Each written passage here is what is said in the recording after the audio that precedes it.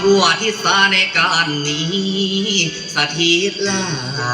ทินทานีทาสตรีแม่นสวง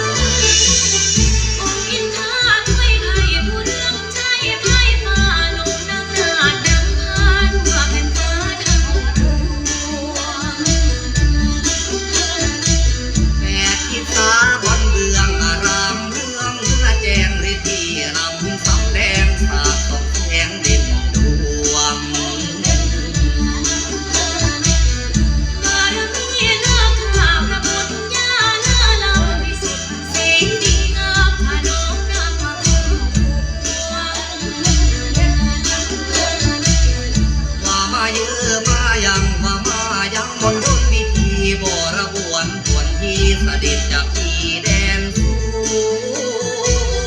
วงดวงผักกามาลัยโรยปลายโรยรวงดวงสวงทรงเสริญก่อนเดินทางบ้า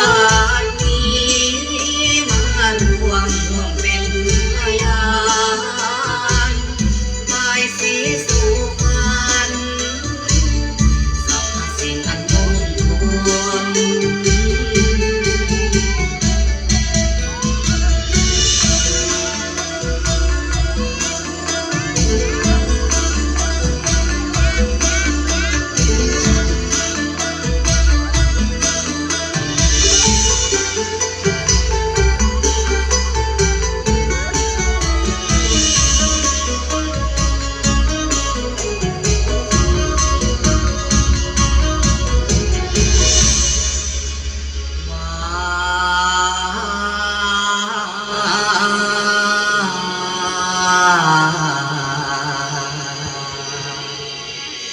สิทธิมงค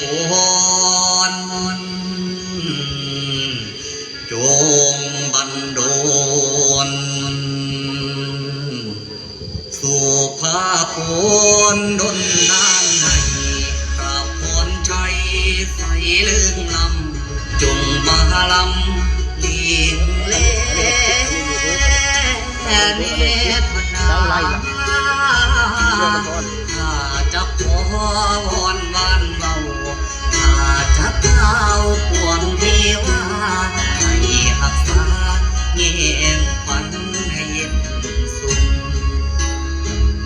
มาเดือไว้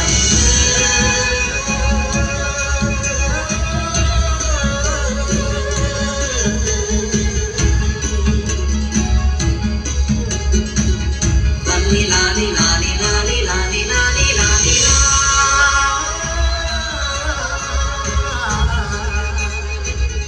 วันเจ้าจงมายังคิงพลันดวนให้สุขสมเด็จให้ควันแทงลูกบรบวนเกษมสีดีล้วนอยู่เจริญรุ่งเรืองนา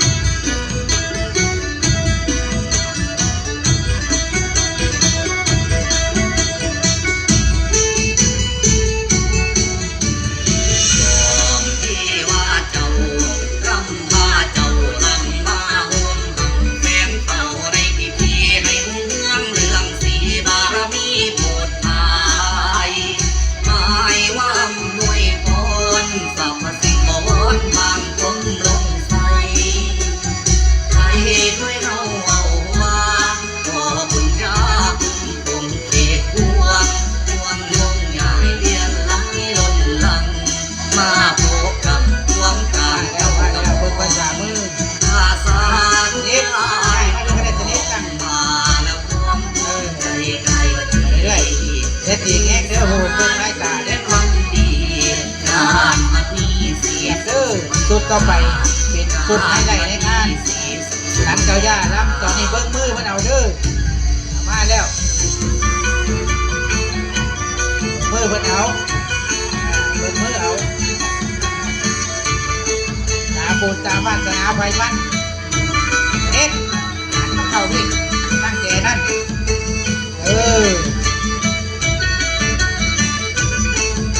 อย่าบังของเพิ่นเสียนเอาข้างปากอย่าบังกันเอา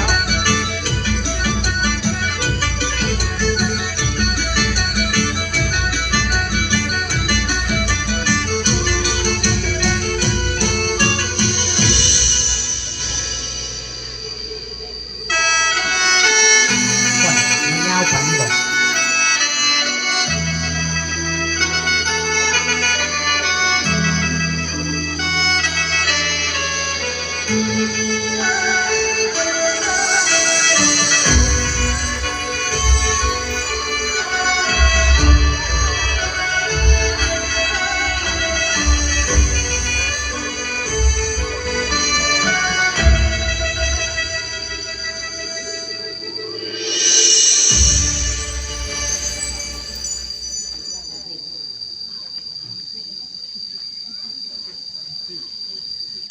จบเราไปหัวคือบ่มีคิวมีทีมเฮ็ดมาบ้านี้เอาไว้ทั้งหลังเพื่อจิข้ามก่อนเดี๋ยวว่าไปรุ่นเฮ็ดมาเข้ามา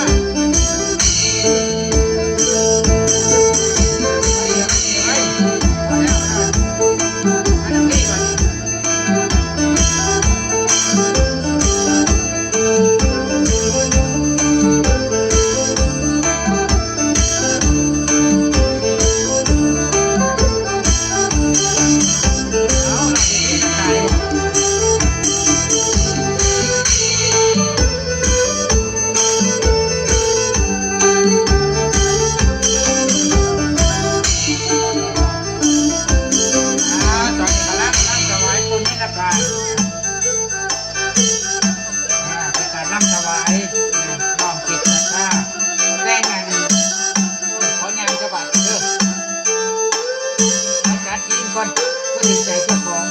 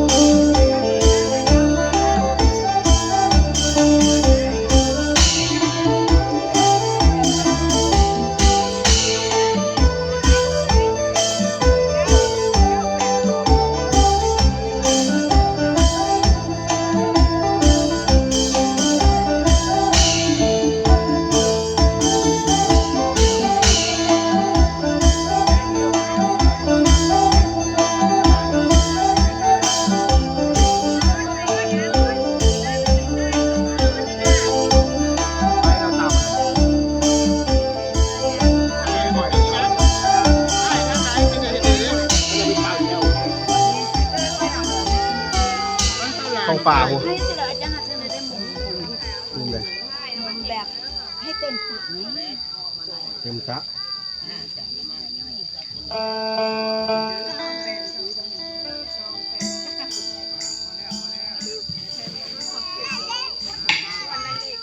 อ้าวสวด